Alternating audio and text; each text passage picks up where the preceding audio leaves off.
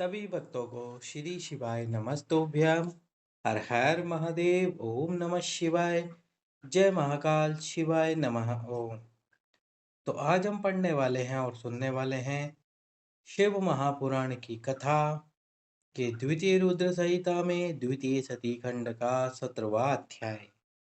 भगवान शिव द्वारा सती को वर की प्राप्ति। जो माता सती भगवान शंकर को प्राप्ति के लिए तपस्या कर रही थी, उस तपस्या का फल भगवान शंकर ने माता सती को दिया और उनको वर प्राप्ति कराई। वर प्राप्ति के रूप में माता सती ने भगवान शंकर को अपने पति के रूप में मांगा और साथ ही साथ में भगवान शंकर से विवाह किया। पिछले अध्याय में हमने जाना था कि भगवान विष्णु और भगवान ब्रह्मा जी शंकर जी के पास गए, उनसे प्रार्थना करने लगे कि हम तीनों ही ब्रह्मा विष्णु महेश है। इस सृष्टि में कुछ इस प्रकार के राक्षस या फिर दानव उत्पन्न होंगे, जिनमें से कुछ का संहार भगवान विष्णु करेंगे, कुछ का संहार भगवान ब्रह्मा जी करेंगे, कुछ का संहार भगवान शिव करेंगे और कुछ का संहार भगवान शंकर के वीर्य से उत्पन्न पुत्र द्वारा होगा। तो यदि भगवान शंकर विवाह नहीं करेंगे तो उनसे फिर यदि विवाह नहीं होगा तो उनका जो पुत्र है वो किस प्रकार से उत्पन्न होगा। और यदि जिन राक्षसों का संहार भगवान शंकर द्वारा होगा, यदि वह राक्षस भगवान शंकर की आराधना कर लेते हैं तो भगवान शंकर उनका संहार करने की जगह उनको वरदान दे देते हैं।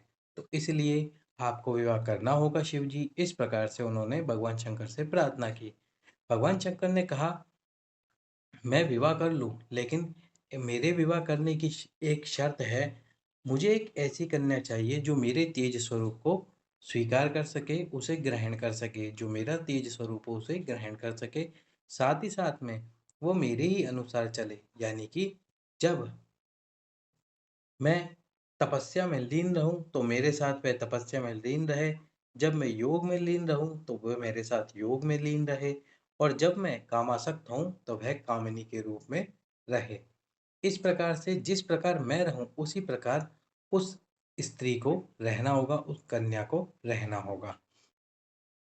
तो भगवान विष्णु और भगवान शंकर ने बताया कि माता सती ही ऐसी है जो आपके अनुसार आप जिस प्रकार रहेंगे वह भी उसी प्रकार रहेगी।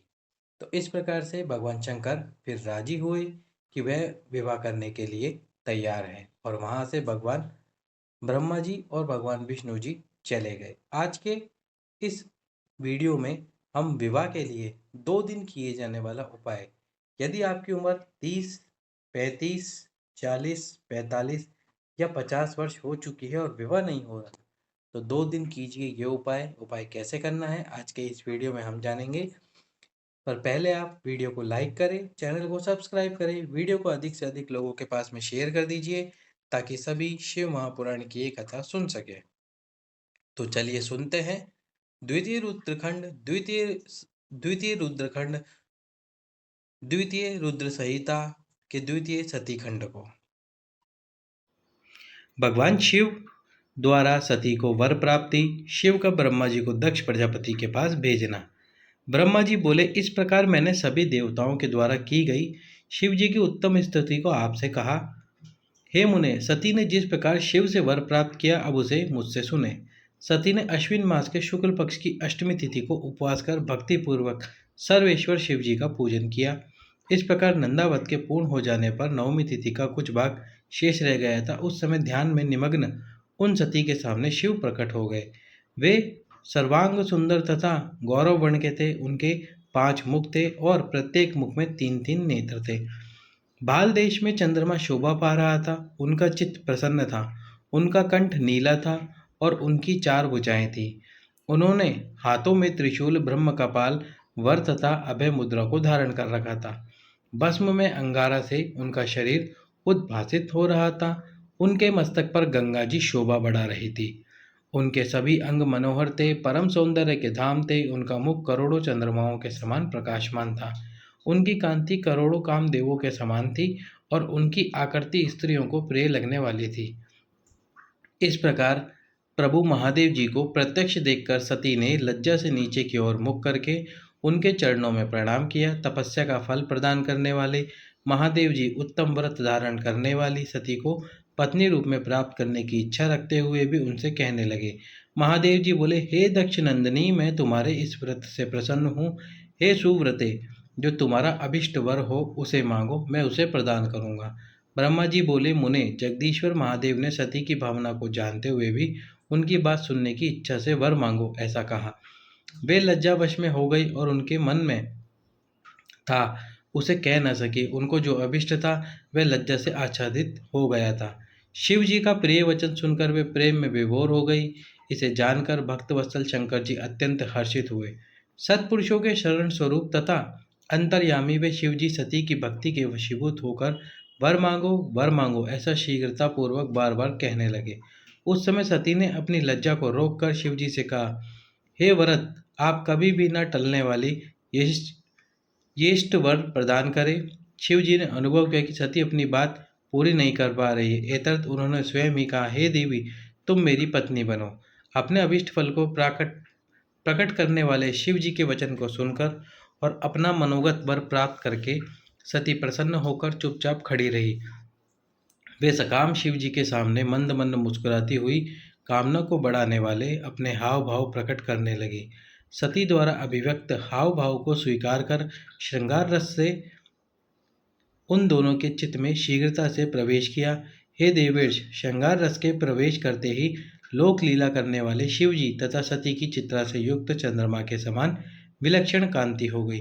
काले तथा चिकने अंजन के समान कांति वाली सती स्फटिक मणि के सदृश कांति युक्त उन शिव जी को प्राप्त कर इस प्रकार शोभित हुई, जिस प्रकार अब्रलेखा चंद्रमा को प्राप्त कर शोभित होता है।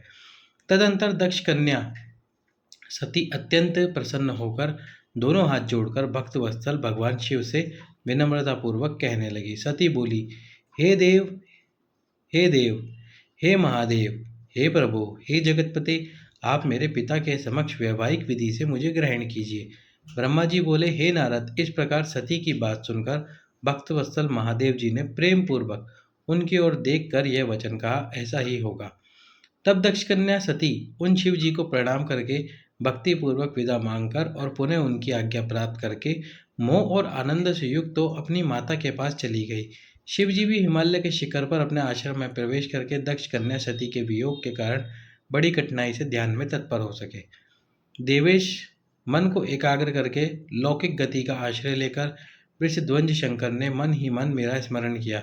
तब त्रिशूलधारी महेश्वर के स्मरण करने पर उनकी सिद्धि से प्रेरित होकर मैं शीघ्र उनके समीप पहुंच गया और हे तात, हिमालय के शिखर पर जहाँ सती के वियोग जनित दुख का अनुभव करने वाले महादेव जी विद्यमान थे, वही मैं सरस्वती सहित उपस्थित हो गया। हे देवेश, तदंतर सरस्वती सहित मुझे ब्रह्मा को देखकर सती के प्रेम में बंधे हुए शिवजी उत्सुकतापूर्वक कहने लगे। शंभु बोले, क्या बोले? पर उससे पहले हम आपको बताते हैं उपाय। तो यदि आपका विवाह होने में बहुत देर हो रही है, यानी कि विवाह नहीं हो पा रहा, आपकी उम्र निकली ही जा रही है और विवाह नहीं हो रहा, तो घर पर ही आप ये उपाय कर सकते हो। कहीं जाने की जरूरत नहीं होगी आपको इस उपाय को करने के लिए। बुधवार के दिन सुबह सुबह आपको एक कार्य करना है। क्या करना है? एक कलश ले लेना है, तांबे का कलश ले लीजिए। अब इस कलश को लेकर इसके अंदर आपको चने की दाल डालनी है। क्या डालनी है? चने की दाल। जो चने की दाल, खाने वाली चने की दाल आती है, वो आपको डाल देनी है। इस पूरे कलश को चने की दाल से भर दीजिए। अब इसके बाद में इस दाल के ऊपर आपको 2 सिक्के रखने हैं। कितने सिक्के? 2 सिक्के। वो 1 रुपये का हो, 2 रुपये का हो, 3 रुपये का सिक्का तो आता ही नहीं। 1 का हो, 2 का हो, 5 का हो, 10 का हो, जो भी हो, या 20 रुपये का सिक्का हो, जो भी हो आपके पास में 2 सिक्के रख दीजिए। 2 गोल सुपारी रख दीजिए। कितनी? गोल सुपारी 2 रख दीजिए। अब इस कलश का मुख आपको बंद कर देना है। और बंद किससे करना है? पीले कलर के कपड़े से। पीले कपड़े से इस कलश के मुख को आपको बंद कर देना है। बुधवार के दिन जिस व्यक्ति का विवाह नहीं हो रहा, उसी को ये उपाय करना है। पूरे बुधवार के दिन इस कलश को अपने घर के अंदर रखिए, अपने घर में इस कलश को रखिए। अब गुरुवार के दिन जिस व्यक्ति का विवाह नहीं हो रहा, उसको सुबह प्रातः जल्दी उठना है। उठकर स्नान आदि कर लेना है और स्नान आदि करने के बाद यानी जैसे ही वह उठ जाए उसके बाद उसको अपना मुख झूठा नहीं करना। झूठा नहीं करने का मतलब होता है आपको मौन व्रत धारण कर लेना है गुरुवार के दिन। जैसे आप सुबह उठोगे मौन व्रत धारण कर लोगे। ये उपाय आप किसी भी हफ्ते के बुधवार गुरुवार को कर सकते हो। मौन व्रत आपको धारण कर लेना है। अब मौन व्रत धारण करके स्नान आदि करके सबसे पहले इस कलश के सम्मुख में बैठकर इसकी पूजन अर्चना करनी है। पूजन अर्चना कर लीजिए, जल से छींटा दे लीजिए, दीप प्रज्वलित कर दीजिए। जब आप ये सब कार्य कर दे, पूजन कर दे अच्छी से, उसके बाद में क्या करना है आपको, इस कलश को उठाना है और आपके आसपास में जो भी ब्राह्मण का घर हो, अब ब्राह्मण का जरूर घर का मतलब ऐसा नहीं कोई मंदिर का ही पंडित हो उसी के घर जाना है। जो भी वर्ण से ब्राह्मण हो, यदि मंदिर के पंडित हो तो आप उनके घर जा सकते हो, आसपास में ही है। यदि दूर रहते हैं बहुत तो आप आपके आसपास में जो भी वर्ण से ब्राह्मण हो उनके घर जाइए, अपने घर के किसी सदस्य को लेके जाइए। जब वे उनके घर जाओगे तो उनके घर जाकर आपको ये कलश दान कर देना है। आपको उनसे कुछ नहीं कहना, आपको केवल दान कर देना है। जो आपके घर का सदस्य जाएगा वो पूरी बात बता देगा उनको कि ये कलश आपको दान करने के लिए आए हैं, आपको दान कर देना है। दान करने के साथ में इसमें कुछ दक्षिणा अवश्य रखें। 1 रुपया, 11 रुपये, 21 रुपये दक्षिणा रखकर इस कलश को दान कर दीजिए उस ब्राह्मण को। और इसके बाद में आपको कलश भी नहीं मांगना है, कलश का दान कर दीजिए। जब आप कलश का ध्यान कर दें उसके बाद आपको आपका मौन व्रत तोड़ देना है। इस प्रकार से आपको ये उपाय कर लेना है। जिस भी व्यक्ति का विवाह नहीं हो रहा 3 महीने में उसका विवाह अवश्य ही पक्का हो जाएगा। तो चलिए अब सुनते हैं आगे का अध्याय, पढ़ते हैं आगे का अध्याय। शंभु बोले, हे ब्राह्मण, मैं जब से विवाह के कार्य में स्वार्थ बुद्धि कर बैठा हूँ तब से अब मुझे इस स्वार्थ में ही सत्व सा प्रतीत हो रहा है। दक्ष कन्या सती ने बड़े भक्ति भाव से मेरी आराधना की और मैंने नंदा व्रत के प्रभाव से उसे अभिष्ट वर दे दिया।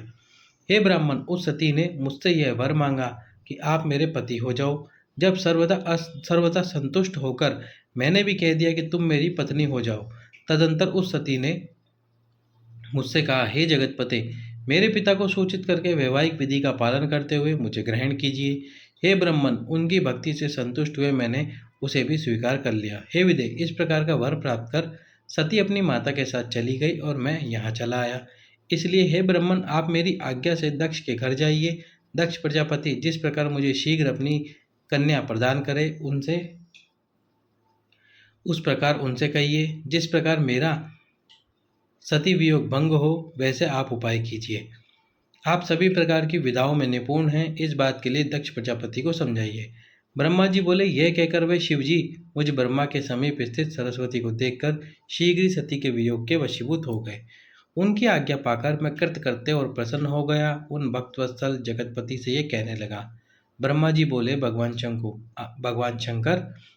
शंभु, आपने जो कुछ भी कहा उस पर भली भांति विचार करके हम लोगों ने उसे सुनिश्चित कर दिया है। हे वृषध्वज, उसमें देवताओं का मेरा भी मुख्य स्वार्थ है। दक्ष प्रजापति स्वयं ही आपको अपनी पुत्री प्रदान करेंगे और मैं भी उनके समक्ष उनका वचन कह दूंगा। ब्रह्मा जी बोले, हे नारद, सर्वेश्वर प्रभु महादेव जी, इस प्रकार कहकर मैं अत्यंत वेगशाली रथ से दक्ष के घर जा पहुंचा। नारद जी बोले, हे प्रज्ञ, हे महाभाग, हे विदे, हे वक्ताओं में श्रेष्ठ, तपस्या के पश्चात घर लौटकर आई हुई सती के लिए दक्ष ने क्या कहा। ब्रह्मा जी बोले, तपस्या करके मनोअभिलषित वर प्राप्त कर घर जाकर सती ने माता पिता को प्रणाम किया। तत्पश्चात सती ने अपनी सखी के द्वारा माता पिता से वह सारा वृत्तांत कहलवाया जिस प्रकार उनकी भक्ति से प्रसन्न हुए महेश्वर से उन्हें वर की प्राप्ति हुई। सखी के मुख से सारा वृत्तांत सुनकर माता पिता को बड़ा आनंद हुआ। उन्होंने महान उत्सव मनाया। उदारचित दक्ष और महामनस्विनी वीरिणी ने ब्राह्मणों को उनकी इच्छा के अनुसार धन दिया और अंधों, दीनों तथा अन्य लोगों को भी धन बांटा।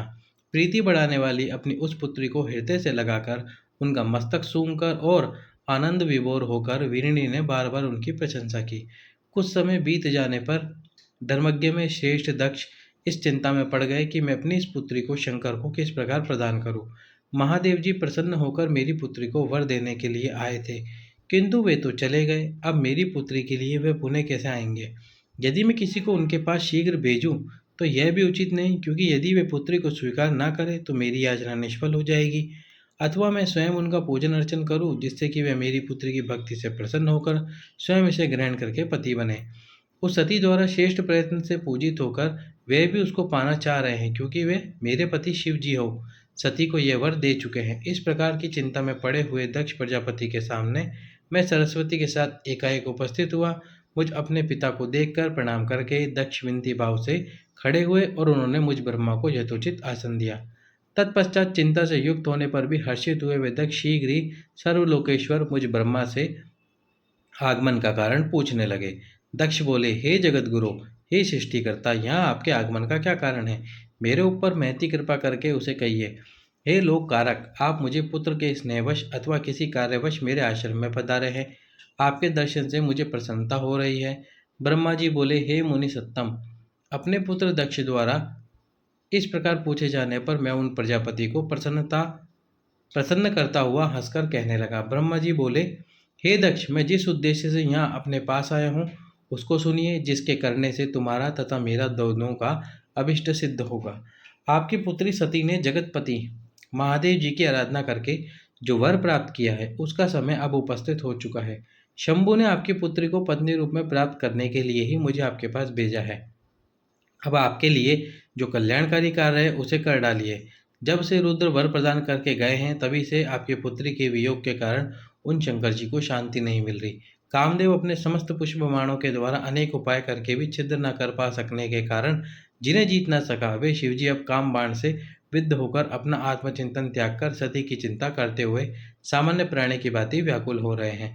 वे सुनी हुई वाणी को भी भूल जाते हैं तथा सती के वियोगवश अपने गणों के समक्ष ही सती कहाँ है इस प्रकार की वाणी कहते हैं और किसी काम में प्रवृत्त नहीं होते। हे सुत, मैंने आपने कामदेव ने तथा मरीचि आदि श्रेष्ठ मुनियों ने जो पूर्व में चाहा था वह इस समय सिद्ध हो चुका है। आपकी पुत्री ने शंभु की आराधना की, इससे वे भी उनकी चिंता करते हुए उनको प्राप्त करने की इच्छा से युक्त होकर हिमालय पर्वत पर स्थित है। जिस प्रकार सती ने अनेक प्रकार के भावों सात्विकता पूर्व व्रत के द्वारा शिव जी की आराधना की, उसी प्रकार वे सती की आराधना कर रहे हैं। इसलिए हे दक्ष, शिव के लिए रची गई अपनी पुत्री को आप अविलंब उन्हें प्रदान कर दीजिए। ऐसा करने से आप कृतकृत्य हो जाएंगे। मैं नारद के साथ जाकर उन्हें आपके घर लाऊंगा और उन्हीं के लिए रची हुई सती को उन्हें अर्पित कीजिए। ब्रह्मा जी बोले, हे नारद, मेरी यह बात सुनकर मेरे पुत्र दक्ष परम प्रसन्न हुए और उन्होंने अत्यंत हर्षित होकर मुझसे कहा, ठीक है, ऐसा ही होगा। उसके बाद हे मुने, मैं अत्यंत हर्षित हो वहां पर गया जहाँ लोक कल्याण में तत्पर रहने वाले शिवजी उत्सुक होकर बैठे थे। हे नारद, मेरे चले आने पर स्त्री और पुत्री सहित दक्ष भी अमृत से परिपूर्ण हुए और समान पूर्ण काम सफल मनोरथ वाले हो गए। तो इस प्रकार समाप्त होता है आज का ये अध्याय।